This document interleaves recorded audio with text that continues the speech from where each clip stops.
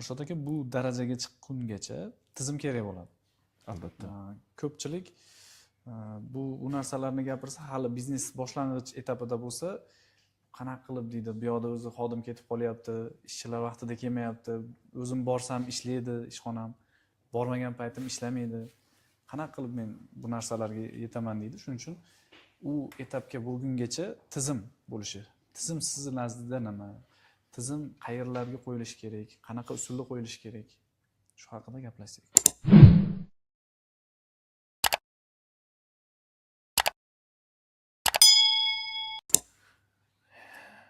Tizim nazarimda har bir narsani, bu mavjudot bor ekanki, har bir narsani asnosi hisoblanadi. Bu fundamental bir prinsipda. Usiz hech narsa yurmaydi.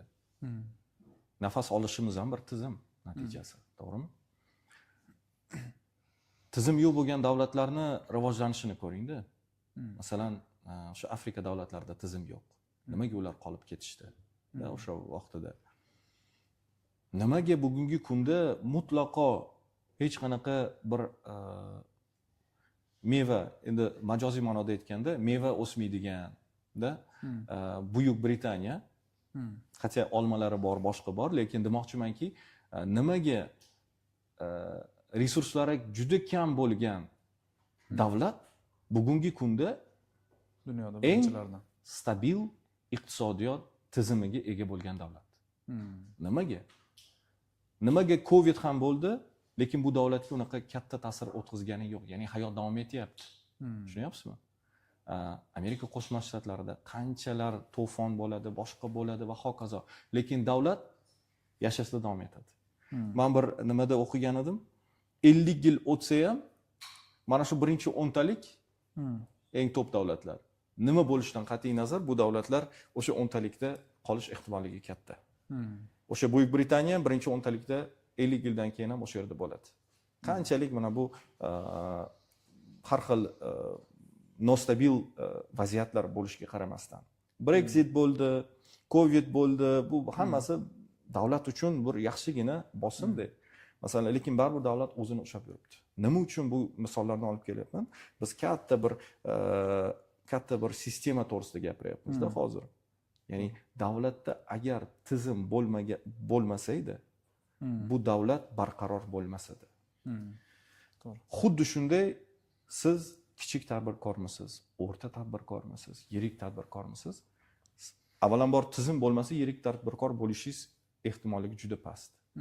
Hatto o'rta darajaga chiqa olmasligingiz ehtimolligi bor. Tizim bo'lmagan korxona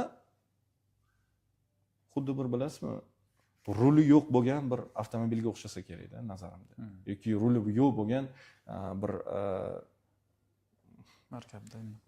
Biror bir markab dedingizmi? Shunga o'xshasa kerak deb o'ylayman. Men tasavvur qilishim qiyin. Albatta boshida boshlayotganda tizim to'g'risida bizning tushunchamiz boshqacha.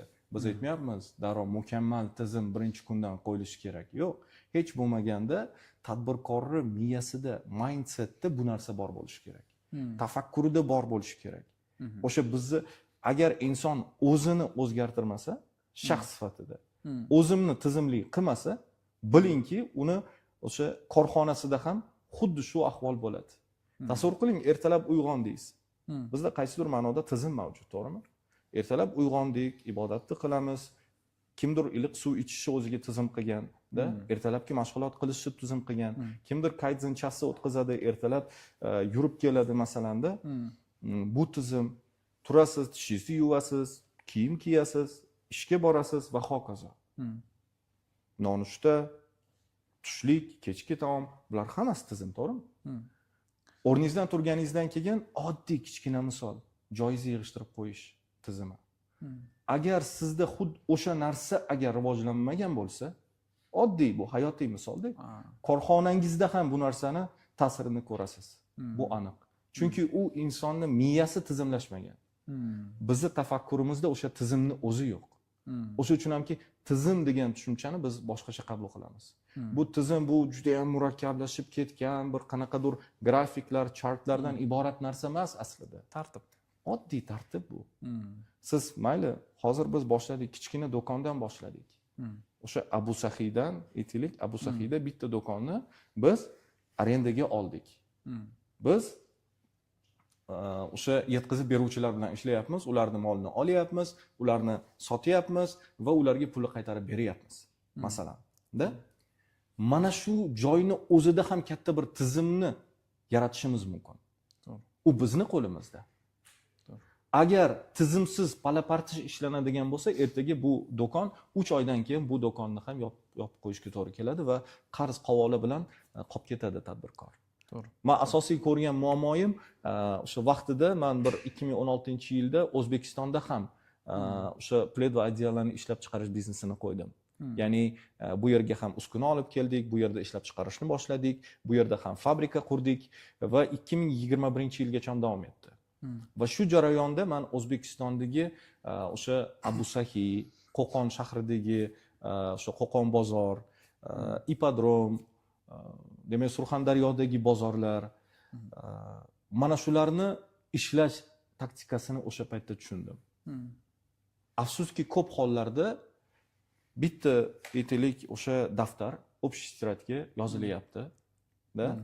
Mayli, men ularni ayblamayman. Nimaga siz kompyuterda o'tirib Excelda qilmayapsiz va hokazo.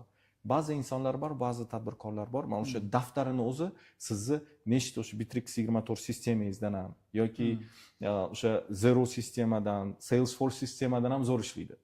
Ko'p hollarda. Ularga meni aytadigan e'tirozim yo'q. Lekin ko'p hollarda ko'rganim nima bo'ldi? Ular faqat kirimni yozishadi. Xarajat yozish yo'q, birinchidan. Ikkinchidan, ko'p hollarda ular bo'ladigan har kunlik kirimni ko'p hollarda juda ham og'riqli masala bu. O'zlariga tafakkur nuqtai nazaridan foydadek qarashadi-da. Bilib turibdi, bu foyda emas aslida. Lekin bugun savdo qildimi, bu meni foydam degan ko'rinishda bu narsani qabul qilishadi. Ko'pchiligi shunaqa. Ketidan uy qilishadi, to'y qilishadi, mashina olishadi va hokazo. Lekin yetkazib beruvchiga pulni to'lash xayolida yo'q. Oxirida kelgan konfliktlar boshlanadi, oxirida kasodga uchrashlar boshlanadi, keyin majbur bo'ladi obro'yini saqlab qolish uchun mashinasini sotadi yarim narxga va hokazo. Mana bunaqa muammolar. Narsa aytdingiz. Juda ko'p tadbirkorda men shuni xulosa qildim. O'zim ham mana 15 yilga yaqin bo'libdi, yoshligimdan biznes qilib kelaman. O'zimda ham ko'p qiyinchiliklar mana shu moliyani tushunmasligimdan bo'ldi. Oxirgi 2 yildan beri mana shu moliyani ichiga kirishyapman. Undagi o'sish, undagi moliyani bilgandan keyingi rivojlanish, xotirjamlik juda boshqacha bo'ldi. Men o'ylayapman, hozir tadbirkorlar rosa ko'p pul topadi-yu, shu bo'ldi endi shu bilan yaxshi bo'lib ketdi deb o'ylarkan. Lekin tushundimki, moliyani bilmasa, hisob-kitobni bilmasa, $1 million topsin, qancha kunigami, oyigami farqi yo'q, baribir qulab tushar ekan deb o'yladim.